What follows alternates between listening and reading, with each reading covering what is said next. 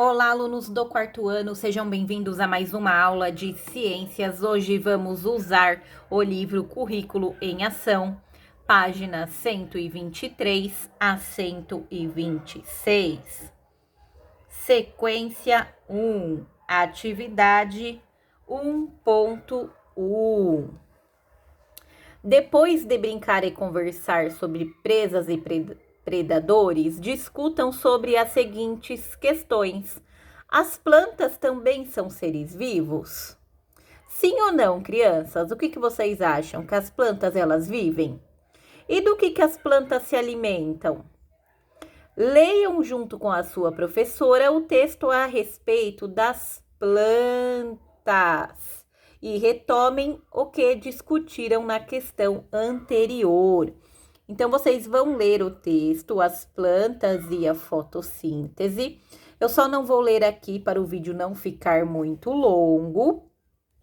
E após ler o texto, vocês irão se escrever do que as plantas se alimentam, tá bom?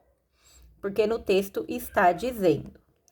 Depois, vamos ler sobre a cadeia alimentar.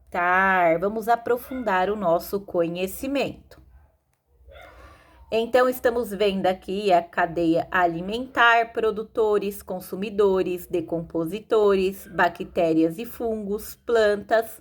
E aí temos os consumidores, os herbívoros, carnívoros e onívoros.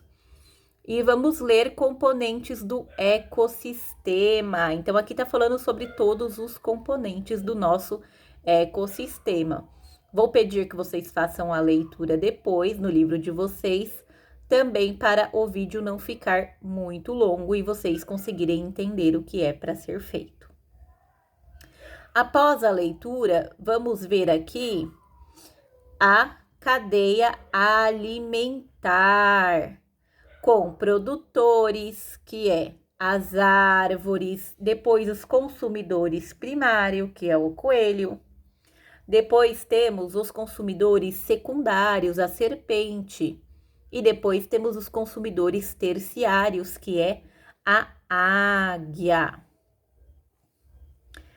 Depois vocês vão ler sobre níveis tróficos, que é uma forma como produtores, consumidores e decompositores servem de alimentos um para os outros, que é chamado de cadeia alimentar, tá certo?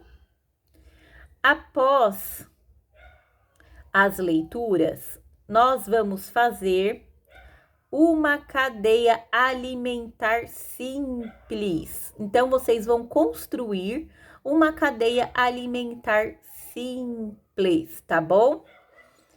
Como aqui constrói? Aqui já tem o exemplo, ó, de uma cadeia alimentar, tá certo? E aí, vocês irão desenhar no seu caderno uma cadeia alimentar simples.